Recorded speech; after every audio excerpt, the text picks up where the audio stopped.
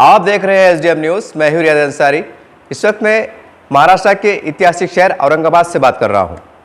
आज मेरा विषय है किराड़पड़ा दंगल जो राम मंदिर के बाहर हुआ था, और दूसरा है छत्रपति संभाजीनगर और औरंगाबाद नामांतर विवाद को लेकर। पूरे महाराष्ट्र ने देखा और देख रहा है कि इस नाम को बचाने के लिए मुस्लिम समाज में खासकर एक आक्रोश पाया जा रहा है। वो तर्क दे रहे हैं कि ये ऐतिहासिक शहर है, नहीं होना चाहिए, और बहुत सी तरह तरह की बातें हो रही है। और तमाम लोग और ख़ासकर तमाम मुस्लिम पॉलिटिकल लीडर सब एक जगह आ गए हैं। यहाँ तक कि धरने निकले हैं, मोर्चे निकले हैं, सारी बात है। इसी प्रकार से जब किराड़पड़ा दंगल हुआ था उसको लेकर भी बहुत राजनीति गरमाई, उसको लेकर भी बहुत ही औरंगाबाद के जो लीड नेता है उन्होंने अपना जान माल वक्त लगाकर बच्चे को छुड़ाया जेल से। बहुत बड़ा काम किया, बहुत अच्छा काम किया, इसमें कोई शक नहीं है। लेकिन इससे हटकर, पहले मैंने आपको उदाहरण इसलिए दिया कि आपको समझने में आसानी हो जाए। अब इससे हटकर हम देखते हैं कि महाराष्ट्र में और ख़ासकर मराठवाड़े में वक्फ बोर्ड एक हमारी इतनी बड़ी समस्या है, इतना बड़ा एक चीज़ हमारे पास है और उसके ऊपर कोई आवाज़ नहीं उठती। जबकि सेक्टर कमेटी की रिपोर्ट है, महमूदुर रहमान कमेटी की रिपोर्ट है और कई मुख्तलिफ कमीशन की रिपोर्ट है कि महाराष्ट्र में अगर वक्फ बोर्ड की जायदाद ज़मीनात जो दरगाह के ज़रिए से मिली हुई है, मस्जिदों के ज़रिए से मिली हुई है, मुख्तलिफ इनाम की शक्ल में मिली हुई है, अगर इसका सही तरीके से प्री प्लान अगर हम अमल करें तो महाराष्ट्र का मुसलमान इतना सक्षम, इतना ताकतवर हो जाएगा कि वो गवर्नमेंट से 1 रुपया भीख नहीं मांग सकता। यानी कर्जा लेने की नौबत भी नहीं आएगी। ऐसी नौबत भी नहीं सरकार से कि सरकार हमको जो है तो मुस्लिम समाज के बच्चों को आप जो है तो आरक्षण दो या उनको स्कॉलरशिप दो, मैट्रिक के 12वीं के इनको जो देते हैं आप वो दो, ये नौबत भी नहीं आएगी। और ये साफ सुथरी बात है, और ये हर कमीशन की जितने बैठे थे जांच के उनकी अपनी एक रिपोर्ट है। तो इतनी बड़ी रिपोर्ट आने के बाद भी कोई इस तरह की हलचल नहीं। और ख़ास बात यह है कि इसके ऊपर महाराष्ट्र सरकार ने स्पेशली आपको एक वक्फ बोर्ड बना के दिया है, जिसके अंदर चपरासी से लेकर तो वक्फ मंत्री तक सब सब मुसलमान होते हैं। यानी आपकी कोई शिकायत नहीं है कि वहाँ कोई जादव है, कोई कांबड़े है, कोई कुलकर्णी है। एक बहाना नहीं है, अरे यहाँ तो वहाँ तो वो लोग बैठे हुए हैं, वो तो आरएसएस के लॉबी के बैठे हुए हैं, बजरंग दल के बैठे हुए हैं, बीजेपी समर्थक बैठे हुए हैं, वो हमारा काम होने नहीं दे रहे हैं, वो फाइल पे साइन कर नहीं रहे हैं। ये बहाना भी नहीं है आपके पास। पूरे के पूरे मुसलमान और बेधड़क तबाही बर्बादी का सिलसिला जैसा हमने देखा है। और एक नाम छत्रपति संभाजीनगर और औरंगाबाद के वास्ते इतनी लड़ाई लड़ रहे हैं कि हाई कोर्ट, सुप्रीम कोर्ट, और हमने सोशल मीडिया के माध्यम से देखा है कि जो बड़े बड़े अधिकारी है उनसे बातचीत की जा रही है, उनसे पूछा जा रहा है कि आपने कौन से अधिकार से, जबकि कोर्ट का आदेश है, तो आपने ये काम कैसे कर रहे हैं, बोर्ड उतारे क्यों नहीं है, आप छत्रपति से नगर का उपयोग क्यों कर रहे हैं, पूछा जा रहा है। खैर वो एक अच्छी बात है, उस पर हम ये नहीं कहना चाह रहे कि आप गलत काम कर रहे हैं, क्योंकि जो भी आप काम कर रहे हैं कानून के हिसाब से काम कर रहे हैं। ये अपने आप में एक, जैसा आप छत्रपति संभाजी नगर के नाम को लेकर बड़े बड़े अधिकारी के उससे पूछ रहे हैं कि आप ऐसा क्यों कर रहे हैं, कानून का उल्लंघन क्यों कर रहे हैं, हाईकोर्ट का आदेश का पालन क्यों नहीं कर रहे हैं, अच्छी बात है। तो यही जज्बा, यही आपका जुनून तमाम लीडरशिप का वक्फ बोर्ड में आपको क्यों दिखाई नहीं देता, जबकि खुल्लम खुल्ला कहा जा रहा है कि वक्फ बोर्ड के जरिए से अगर सही प्री प्लान अगर काम किया जाए तो पूरे महाराष्ट्र के मुसलमानों की जो गरीबी है वो दूर हो सकती है, परेशानी हट सकती है। तो आखिर क्या कारण है कि इतना बड़ा मुद्दा होने के बाद, और एक नाम का मुद्दा, एक नाम, और उसके बारे में कहा जा रहा है कि हमारी शिनाख्त का मसला है और बहुत सी बातें की जा रही है। तो आपको इतना गुस्सा आ रहा है कि हमारी शिनाख्त का मसला है। मैं माफी के साथ तमाम जो है औरंगाबाद जिले के लोग से पूछना चाहता हूं, थोड़ी देर के लिए मान लिया जाए कि छत्रपति संभाजीनगर हो गया, तो ऐसा मुसलमानों को क्या नुकसान होने वाला है? क्या मस्जिद बंद होने वाली है? क्या मस्जिदों के ऊपर से अजान बंद होने वाली है? क्या मुसलमानों को बोला जा रहा है कि आपको कोई मजहबी मामला को रोका जा रहा है? कुछ भी नहीं है, एक पॉलिटिकल हिस्सा है। 950 साल मुगलों ने हुकूमत करे, उन्होंने अपने शहर आबाद करे, कई नाम दिए, ठीक है, पुराने नामों को उन्होंने बरकरार रखा, जिसमें रामपुर है, सीतापुर है, सारी बात है, सारी बात है। तो कहीं ना कहीं हमको ये थोड़ा बहुत समझना पड़ेगा, कंप्रोमाइज करना पड़ेगा कि भाई नई दौर है। 950 साल के बाद लोकतंत्र के माध्यम से भारत के अंदर जो आज 75 साल हो रहे हैं, नई हुकूमत आई है जो हिंदुत्व के नाम पर जो तो हमारा संघर्ष चला रहे हैं। उसकी वजह भी है साहब, उसका कड़वा सच ये है कि पाकिस्तान बना, इधर से बांग्लादेश बना, तो बोलने की जगह होगी ना कि भाई हमने तो आपको उठा के दे दिए थे, अब अगर हम हमारे इसमें अगर कुछ बोलते हैं कि हिंदुत्व होना तो तुमको बुरा मानने की क्या जरूरत। ये उनका तर्क है। और हम क्या तर्क देते हैं, नहीं हमको हम जबरदस्ती थोड़ी कर गए, हमको तो हम मर्जी से रुके, बाबा साहब अम्बेडकर ने हमको संविधान में अधिकार दिया, ये दिया, वो दिया, ये दिया, ये हम तर्क देते हैं। अब वही मेजोरिटी मिलकर अगर कल को संविधान के अंदर परिवर्तन करना चाहे, कानून के मतलब दायरे में रहकर एक मेजोरिटी के साथ, तो क्या कर लेंगे। तो कहने के कुछ कड़वी बातें आपको समझना पड़ेंगी। और ये एक सोच में चल रहे हैं ना कि नहीं नहीं नहीं नहीं, ये आपको निकलना पड़ेगा। हाँ, वहां पर आप कंप्रोमाइज नहीं कर सकते कि भाई हमारे जहां मजहब का मामला है, शरीयत का मामला है, सारी बातें हैं, यहां आप बिल्कुल लड़ सकते हैं, कानून के लोक के माध्यम से भिड़ सकते हैं, सारी बात है, इसका अधिकार भी मिला हुआ है। लेकिन कुछ बातों को अगर हम उसको विवाद को लेकर बैठे, और ये यही चाहते हैं। अधिक बाबरी मस्जिद का मसला चला, 50-60 साल चला, उसके धरने, मोर्चे, पता नहीं कितने फिसाद हुए, कितने बंद बनाए गए, कितना करोड़ों नुकसान हुआ, क्या क्या नुकसान हुआ सब मालूम है। नतीजा क्या आया। और हम क्या गलतफहमी में थे मुसलमान कि नहीं 300 साल पुरानी है, 400 साल पुरानी है, वक्फ बोर्ड में रिकॉर्ड है, वो तो मुगल के ज़माने का है, तो फला वो राजा आया था, वो मुस्लिम राजा के नाम पे बनी, वो ऐसा है, वो वैसा है, वो पत्थर को चेक करो, उसकी मट्टी को चेक करो, कितने साल पुरानी है।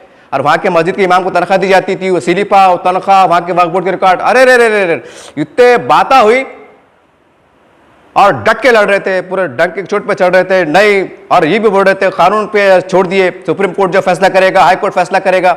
नतीजा क्या हुआ, सबने क्या बोले, एक माहौल क्रिएट हुआ। पहले तो माहौल क्रिएट करे कि देखो भाई सुप्रीम कोर्ट सुप्रीम है, सब क्या बोले, जो फैसला आएगा मानेगा, जो फैसला आएगा मानेगा। क्यों बोल रहे थे आप, ये आपको एक भरोसा था कि नहीं भाई आप 400 साल पुराना हमारा ये बाबरी मस्जिद है, हमारे दस्तावेज हमारे फेवर पे है, सारी बात है, ये है, वो है, सारी बात होगी। बाद में जिस तरह से फैसला आया, बाद में आपने स्वीकार है ना उसको कि नहीं भाई आप, क्या कोई उसके बाद कोई दंगा हुआ, क्या कोई मोर्चा निकला, क्या कोई निवेदन गया, अपने घर में बैठ के अपना आपकी जान जो भी थी तलतला के बैठ गया, क्योंकि भाई आप कानून का फैसला आ गया। कहने का मेरा मतलब ये है, इतनी बड़ी बाबरी मस्जिद का फैसला हो जाता है और आप अच्छे अंदाज से उसको खामोशी से कबूल कर लेते हैं, कोई घटना नहीं होती है, कोई विवाद नहीं होता है, कोई दूरियां नहीं बढ़ती हैं, एक सबर का गुट बोलो, जैसा भी बोलो, एक ऊपर वाले पे छोड़ के आप आगे बढ़ जाते हैं कि चलो आप जो फैसला करेंगे वो ऊपर वाला करेगा, और अल्लाह के सारे आपने छोड़ दिए। अब छत्रपति संभाजी नगर जो नाम औरंगाबाद, इसमें ऐसा क्या है, ये मैं इसलिए कह रहा हूं साहब कि जब फिसाद होते हैं ना कोई विवाद को लेकर, जब किसी की जान जाती है, तो जिसकी जान जाती है ना उसके परिवार वालों से पूछो। जब कोई बच्चा यतीम होता है तो उनके दिल पे क्या गुजरती है कि मेरा बाप दुनिया से चला गया। कोई वो खवातीन से पूछो कि जिसका शोहर चले जाता है, बेचारी बेवा बन के रह जाती है, उससे पूछो वो दर्द। और मैं तो अब चैलेंज करता हूं हमारे जो मुफ्ती इकराम है, उलमा इकराम है, बड़े माजरत के साथ मैं आपको कह रहा हूं कि आप रहनुमाई कीजिए जुमा के खुतबात में कि एक मुसलमान की जान की कीमत क्या है। मुझे मालूम है, लेकिन अगर पूरी तफसील से बोलूंगा तो 1 घंटा लग जाएगा। मुझे इसके बारे में मालूम है। अब जिसको अगर ये सोच है कि यार ऐसे क्या बात है, जिसको एक वो है, तो आप उलमा इकराम से पूछो कि एक मुसलमान की जान की कीमत, ईमान वाले की जान की कीमत, वैसे तो पूरी इंसानियत की कीमत है, ऐसा कोई जात बात का नहीं है, लेकिन बतौर खास तौर से मुसलमान की जान की कीमत इतनी है कि मैं बता नहीं सकता आपको। जरा पढ़िए आप, तो आपका खुद फैसला करेंगे आप यार ये फिर ऐसी बातों पे लड़ना भिड़ना और किसी की जान जाना बहुत बुरी बात है। आप ये मत समझिए कि मैं इस छत्रपति संभाजी महाराज के नगर नाम का समर्थन कर रहा हूं, शायद आपकी गलतफहमी में जा रहे होंगे। लेकिन जो बात हम इस वक्त देश में देख रहे हैं, जो हम परिवर्तन देख रहे हैं, तो कहीं ना कहीं आपको मध्यस्थता के साथ, एक समझदारी के साथ, कंप्रोमाइज के साथ चलना पड़ेगा, तो हम आगे बढ़ेंगे। नहीं तो उलझा उलझा के अभी नाम के चक्कर में कम से कम 30-35 साल से नाम का जो विवाद चल रहा। और क्या हो रहा है, वही नाम की वजह से पूरे धीरे धीरे औरंगाबाद में, फिर मराठवाड़ा में, फिर महाराष्ट्र में मुख्यमंत्री बन गए। अच्छा, वो नाम बदली नहीं हुआ, मुसलमानों को क्या मिला? क्या मिला? सरकारी नौकरियों में, लोन में, सर्विस में पीछे पीछे पीछे पीछे पीछे आ गए और हम खुश, औरंगाबाद औरंगाबाद औरंगाबाद। क्या मिला? तो ये आपको सोचना पड़ेगा। ये मैं आपको, अब जिसको गुस्सा आ रहा होगा ना कि यार ये बोल रहा कैसा, ये ऐसा बोल रहा कैसा, अब कुछ तो ये भी बोल रहे होंगे यार मुसलमान है ना, ऐसे कैसे बात कर रहा। हाँ, तो आपको मैं गुस्सा इसलिए दिला रहा था बोल के, मैं इसके आपको झिझोड़ना चाह रहा हूं। वक्फ बोर्ड पे जरा देखो, कमीशन की रिपोर्ट है, लाखों मुसलमानों की जिंदगी आबाद होने वाली है। वहां आपको जोश नहीं आ रहा, वहां आपका ईमान का वो नहीं हो रहा कि नहीं यार बुजुर्गान दीन की जमीनात है, अल्लाह के घर की जमीनात है, इनामात है, हम बैठेंगे मशवरा करेंगे। वहां जज्बा जुनून नहीं आ रहा, बस औरंगाबाद औरंगाबाद। और वहां गुस्सा नहीं आ रहा। लाखों मुसलमान बेचारे बेरोजगार, परेशान, हमारी माए बहने मस्जिद के बाहर, बाजारों में, चौराहे पे अल्लाह के नाम पे दो बाबा, बुरखा आंग में है। जमीर झिझोड़े नहीं जाता, तकलीफ नहीं होती? बताइए ना, तकलीफ नहीं होती? मैं ये बोलना चाह रहा हूं, मैं ये नहीं कह रहा कि आप गलत है। अरे बाबा, तो उसको 10 मिनट यहां गुस्सा बताओ ना, जाओ ना वक्फ बोर्ड में, बताओ ये गजट नंबर कैसा हुआ, जमीन का घोटाला कैसे दिए, क्यों दिए। यहां पर वकील की फौज खड़ी नहीं होती है ना, मैं माजरत के साथ कह रहा हूं, ऐसे वकील भी है ना। जैसा यहां पर हमने एक ईमान का हरात का बचाया, सलाम है आपको पर तमाम वकीलों जो जिन्होंने बच्चे छोड़ने में अपनी एक भूमिका दी। तो क्या हमारे पास इसके अलावा कोई ऐसे वकील नहीं है मुसलमानों के अंदर जो वक्फ के लिए लड़े, डटे और कुछ लोग उनकी मदद करें अच्छे अंदाज से, खाली अंदाज से? यहां हमारा कोई लाएमल नहीं है, यहां पर सिस्टम नहीं है। बस जज्बाती विश्वास करते करते करते करते 75 साल, अब 100 साल को 25 साल बचे हुए हैं। अब अगर ऐसे चलते रहा ना तो मुसलमानों के हाथ में कुछ आने वाला नहीं। और 100 साल के बाद जो हमारी नस्लें रहेंगी, हम तो खबरों में चल लेंगे, लेकिन हमारी नस्लें क्या देखेंगे, यार मुसलमानों के नाम पे हिंदुस्तान में हमारे इसमें क्या है, तो क्या लिखेंगे, क्या मिलेगा मालूम आपको? छावनी खबरस्तान, अरफात खबरस्तान, फला खबरस्तान, फला दरगाह खबरस्तान, बस ये दिखेंगे हमको निशानियां। और क्या क्या क्या मिल रहा? खाली खबरस्तान। वो भी खबरस्तान है, बल्कि खबरस्तान, वरना ये भी देखा जाएगा खबरस्तान भी साफ हो रहे, वो भी बिक जा रहे नाजायज तरीके से। कई ऐसे वाकया देखने में आप चेक करो। आप कहने का मतलब ये है भाई कि राजनीति करो ना तो हर जाविये से करो। एक विषय को लेके खड़े हो गए, उसके ऊपर चुनाव लड़ लिए, फिर बैठ गए, फिर चुनाव आ गए, फिर खड़े हो गए, फिर संभाजीनगर, फिर औरंगाबाद। अरे क्या है ये, इतने सालों में कोई एक देखने में नहीं आया? हाँ, औरंगाबाद के नाम को बचाने के वास्ते एक कमेटी का गठन होता है, तमाम पार्टीज के लोग एक जगह आ जाते हैं और ये कहते हैं कि हमको नाम को बचाना है। अच्छी बात है, आप पे टीका नहीं है कि आप गलत काम कर रहे हैं। तो भाई आपका ये जज्बा वक्फ बोर्ड के तहत दिखता क्यों नहीं, जबकि लाखों मुसलमान वहां से आबाद हो सकते हैं, उनकी गुर्बत दूर हो सकती है, उनकी परेशानियां दूर हो सकती हैं। तो वहां आप नहीं बैठते कि नहीं यार हमको छोड़ेंगे, हमारा उससे कोर्ट खुले हैं। यहां आपको नहीं ये दिमाग में नहीं आता कि ठीक है कब्जे हो रहे ना, कोई बात नहीं, नाजायज तरीके से बिक गई ना, कोई बात नहीं, हम कोर्ट में जाएंगे, हाई कोर्ट में जाएंगे, सुप्रीम कोर्ट में जाएंगे। यहां आपको गुस्सा नहीं आता हम कोर्ट में जाएंगे? जैसा औरंगाबाद को लेकर कोर्ट में जा रहे ना, हाय सुप्रीम कोर्ट, हाई कोर्ट, टटेंगे, लड़ेंगे।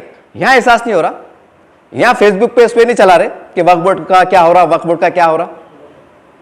तो आपको कहने का मतलब यह है कि देखिए जो जुनून और जो जज्बा जो राजनीतिक हत्या का बताते हैं ना, तो मुसलमानों के विकास के लिए देखो आप।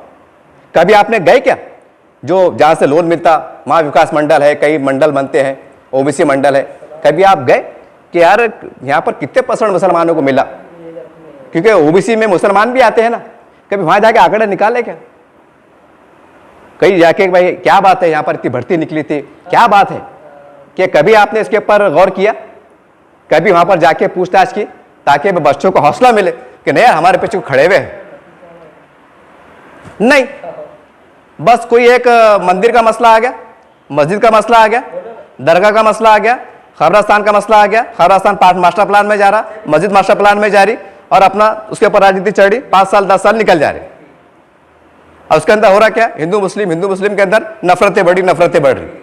अब ये वक्फ बोर्ड का जो मैंने आपको मुद्दा उठाया, अब आप बोलिए इसके अंदर जो है तो आपको इसके डेवलपमेंट के वास्ते, रोकने के वास्ते को बजरंग वाले रोक रहे क्या, को आरएसएस वाले रोक रहे क्या, शिवसेना वाले रोक रहे क्या, इनके कोई अड़ी अड़चन है क्या, ये मोर्चे लिखाड़ है क्या?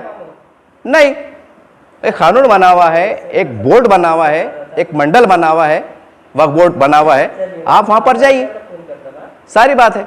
आप वहां जा रहे नहीं, वहां इंक्वायरी कर रहे नहीं, जबकि हमारे पास गैजेट है, सारी बात है, कितनी जायदाद है, क्या है, उसके ऊपर कोई ध्यान नहीं। बस एक नाम को बचाना है। एक तरफ नाम है औरंगाबाद का और एक तरफ लाखों एकड़ वक्फ की जमीनात जो पड़ी हुई है, जिसके माध्यम से बहुत विकास हो सकता है, हमारी गुर्बत दूर हो सकती है।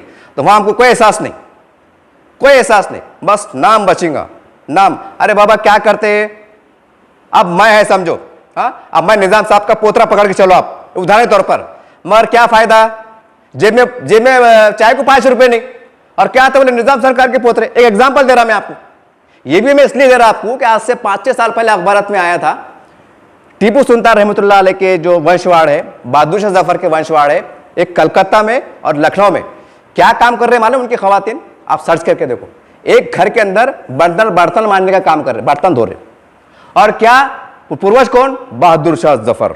आपको सिलसिला किससे मिलता? बोले टीपू सुल्तान रहमतुल्लाह अलैह, अपने वक्त का अजीम बादशाह। और क्या चला रहे वहां पर अपने बंगाल के अंदर? साइकिल रिक्शा चला रहे। क्या काम का तुम्हारा ऐसा नाम? ऐसा नाम भी क्या काम का जो तुमको शर्मिंदा कर दे? तो खैर वो बहुत दूर तक की बात है, वो अलग मसाइल है। मैं आपको यह कहना चाहता हूं, जो तुम्हारी मुट्ठी में है, जिसका नॉन रेस में है, जिसमें कोई जातिवाद नहीं है, कोई तासुब परस्ती नहीं है, और कोई बीच में नहीं आ रहा है, तो वहां राजनीति करते नहीं। वहां राजनीति करते कि विकास करके, जमीना छुड़ा के, अरे खुद भी कमाओ ना।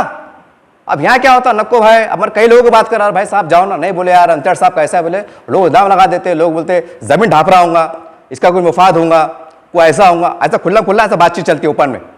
अरे दे बाबा, बड़े बड़े कुछ कंपनियां लाओ, उसके अंदर अपने खानदान के शेयर रखो, अपने खानदान के बच्चे लगाओ, कानूनी अंदाज से लगाओ, खुद भी मतलब फायदा उठाओ और कौम को फायदा पहुंचाओ। 1 रुपए का फायदा हो रहा ना, 4 ने अपने खानदान वालों को पहुंचाओ ना, और 12 ने कौम को पहुंचा दो। इससे बुरा क्या है? बोलो ना कि हम वक्त दे रहे, जान दे रहे, तो हम फायदा भी उठा रहे, और कुछ ज्यादा ले रहे, ऐसा नहीं है। जो कानून के दायरे में है, जैसा दुकान लिकाड़ी, बच्चों को रोजगार लगा दे रहे, तो कर सकते ना। नहीं बोले यार वो लीली फिर बोलेंगे तुम दुकान कैसा लिया, वो तो उसके पास किराए का मकान था, घर कैसा हो गया। अरे बाबा तो 10 बिल्डिंग बनाना, लेकिन कानून के अंदाज से बना। लोगों को बता कि देखो भाई मैंने इतना बड़ा प्रोजेक्ट था, इतने हजारों लोगों को फायदा पहुंचा, मैंने कानून अंदाज से उसकी लोन की शक्ल में, इसकी शक्ल में, उसकी शक्ल में, कानून को बिठा के कहा फायदा उठाओ ना। अरे बोलो ना, उठाओ ना। अब वो चक्कर में क्या हो रहा, पूरा खप जा रहे, करोड़ अरबों रुपए की जमीन खप जा रही। ये तो कोई एक तो अकलमंदी नहीं है, यानी खुद भी नहीं खा रहे और खाने में मट्टी डाल दे रहे। तो कहने का मतलब क्या है भैया कि इसके ऊपर भी काम करो। जैसा जुनून जज्बा बता रहे ना, तो इसके अंदर भाई हमारा आरक्षण का मसला है। आरक्षण पे कोई अब वो आप दब गया आवाज, आप कब आवाज उठेंगे? जब टिकट भरे जाएगा और जब प्रचार सभा होंगी और फिर बोलेंगे ए गाड़ी सरकार, ए ठाकरे सरकार, वो आरक्षण कहां गया? अरे बाबा तो आज क्यों नहीं कर रहे तुम? आज क्यों नहीं कर रहे? आज तुमको कौन रोक रहा? मतलब जो हमारे हाथ में है, जिसको कोई रोक रहा नहीं, तो हम ऐसा बैठ गए एड़ी का मत लेके। और जो हमारे हाथ में नहीं है, जो हमारे हाथ से निकल गया, अस्थिरा चढ़ा रहे। सुप्रीम कोर्ट, हाई कोर्ट, मतलब कौम भी बेचारी खप जा रही। और क्या मेड़ा, क्या मेड़ा? मेरे कहने का मतलब यह है, जितना जुनून और गुस्सा यहां बता रहे ना, यहां पर भी बताओ तो लगेंगे यार कौम का दर्द है। वरना क्या है, फिर इलेक्शन आएंगे, छत्रपति संभाजी नगर, ये बोले औरंगाबाद, और खप गए बीजेपी आ गई। ये होने ही वाला है, अब कुछ नहीं हो सकता। अब एक ही रास्ता है, मध्यस्थता, मिलके चलो। बस ये दिमाग में बिठाओ कि 950 साल इस देश के ऊपर मुसलमानों ने हुकूमत करे, और यहां की अक्सरियत कौम ने आपको सर आंखों में बिठाया। आज उनका दौर आया है लोकशाही माध्यम से, आप भी बिठाओ, बोलो आप बड़े भाई, हम छोटे भाई है, मिल बांट के खाएंगे, अच्छे अंदाज से चलेंगे। और उसकी वजह भी है, वो पाकिस्तान लेके बैठ गए, इधर बांग्लादेश बैठ गए, और हम बेचारे खप गए। ये कड़वा सच है, यही सच है, बाकी सब फेंका फाक है। वो ये है, वो है, सब ये सब फालतू बातें है, ये सब फालतू बातें है। कड़वा सच तो ये है, हम मेजोरिटी में भी है। अरे मेजोरिटी को मानते ना आप? मेजोरिटी मानते ना। आज औरंगाबाद का खासदार अगर इम्तियाज जलील साहब है तो क्यों है? मेजोरिटी में चुन के आए, बोल के आए ना, वोट मिले बोल के आए ना, तो ऐसा उनको वोट मिले तो फिर आप कब मानना पड़ेगा ना आपको। वो आप बोलेंगे कि नहीं हम नहीं मानते, फिर कहा जाते, क्या जाते? बहरहाल एक ही मकसद था ये वीडियो बनाने का कि और भी मसाइल है भाई, और भी मसाइल है, गलियों के है, सड़कों के है। अब वो घरकुल योजना भूल गए, घर बन रहे कि नहीं बन रहे, कि पाए खुद रहे, कि पिलर बन रहे कि नहीं बन रहे, अब कोई नहीं बोलने वाला है। अब कब बोलेंगे? स्टेज के ऊपर, और फिर क्या बोलेंगे? अरे यार वो घर नहीं बन रहे, अरे आचार संहिता चढ़ी, वो आचार संहिता चढ़ी ना 6 महीने के बाद। अब 6 महीने के बाद फिर क्या बोलेंगे? अभी सरकार बनी, अभी कहां बजट आता, और 6 महीने निकल जाते। फिर उसके बाद एक सैलाब आ जाएगा, कुछ तूफान आ जाएगा, कुछ वो पड़ जाएगा, अरे यार दुष्काल पड़ गई ना, वो कैसा है, वो किसान आत्महत्या कर रहे ना, माइंड डाइवर्ट, और 6 महीने, फिर ये 6 महीने, फिर वो 6 महीने, फिर अरे यार कैसा है वो, अब क्या बनता है, अब सरकार में देखो आप क्या है, अपने क्या चढ़ा, अब सर सब तो ऊपर बैठे हुए, अरे ये झकोलेबाजी, ये वो, अरे बाबा कब तक, अरे कब तक? ये कड़वा सच कबूल करो, हमारे हिंदू भाई मेजोरिटी में है, हमारे बड़े भाई है, हम छोटे भाई है, कानूनी अंदाज से, लोकतंत्र अंदाज से मिलो, बैठो, जियो और जीने दो, साफ सुथरी बात है। नहीं वो हिंदुत्ववादी है, न वो अमुकवादी है, अरे बाबा तो हम मुसलमान इस्लाम की बात करेंगे तो हिंदू की बात करेंगे ना। और इसके अंदर बहुत सी गलतियां हमारी है, हमारी गलतियां, हमारे लोगों ने क्या करे, कोई हमारे पास जो मुट्ठी भर थे ना जर खरीद गुलाम, सियासी गुलाम, उन्होंने काड़ा कर और मुसलमानों को खपा दिए। और बदले में क्या मिला? उनके परिवार वालों को, किसको मेडिकल कॉलेज मिल रहा है, किसको क्या मिल रहा है, किसको अपनी तरक्की कर ली है, मुसलमानों को खपाने का काम करे, ये चला।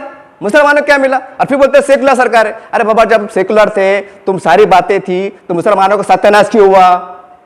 तुमको शर्म नहीं आती कि बिहार सरकार में तो हम थे, हमने मुसलमानों को बेवकूफ बनाए, हमने बोले कि वो ऐसे है, हम आ जाएंगे तो हम ये उखाड़ लेंगे और वो बिठा देंगे। अरे बाबा फिर तुम्हारा आने के बाद मुसलमान तबाही बर्बादी हुई क्यों? एहसास नहीं होता आपको? और फिर उनको बोले अरे वो लाख पट अच्छे हैं तुमसे, लाख पट अच्छे हैं, जो डंके के चोट पे चलते और कानून के अंदर बिठा के काम कराते, और तुम्हारे पास कानून होके, यानी वक्फ बोर्ड का कानून होके तुम हाथ बांध के बैठे हुए, हाथ बांध के बैठे हुए, फिर क्या बोलेंगे? नहीं वो ऐसा है, नहीं वो वैसा है। अरे बाबा इससे बेबसी तो हो ही नहीं सकती कि वक्फ बोर्ड बना हुआ है, वक्फ मंत्री बना हुआ है, वक्फ के अधिकारी बने हुए हैं, ऑफिस कार्यालय खुला है, गजूटा है, रिकॉर्ड है, और फिर तबाही और फिर बेबसी, फिर बड़े वो गवर्नमेंट ऐसा कर रही, वो वैसा कर रही, ये क्या बात हुई? यानी छत्रपति संभाजी नगर औरंगाबाद के ऐसे कोर्ट के दरवाजे खुले हैं, सुप्रीम कोर्ट के दरवाजे खुले हैं, यानी आपको लगता है कि आपको इंसाफ मिलेगा, फिर आपको यहां इंसाफ नहीं मिलेगा क्या? क्या हाई कोर्ट और सुप्रीम कोर्ट ये बोलेंगे कि नहीं घर को जाओ, तुम्हारा कोई काम नहीं? ऐसा कुछ होने वाला है? उम्मीद करते हैं कि तमाम मुस्लिम समाज और मुस्लिम नेता जागेंगे और अच्छी राजनीति करो, विकास की राजनीति करो। हर जगह जुनून बता रहे ना, हर जाविये से, हर एंगल से बताओ, कोई मुद्दे को लेके उठ जाना और बाद में बैठ जाना ये अच्छी बात नहीं है, क्योंकि जनता आप सब देख रही है, व्हाट्सएप फेसबुक का जमाना है। उम्मीद करते हैं कि अगर लीडर लोग काम नहीं करे, मेरी जनता से अपील है कि आप आने वाले चुनाव में यूं भी सत्यानाश है, तू भी सत्यानाश है, आप काम बता दो, हम तो डूबे सनम, आपको भी ले डूब मरेंगे। ये पॉलिसी अमल करो, इंशाअल्लाह आने वाला वक्त आपका सुनहरा रहेगा। देखते रहिए एसडीएम न्यूज चैनल।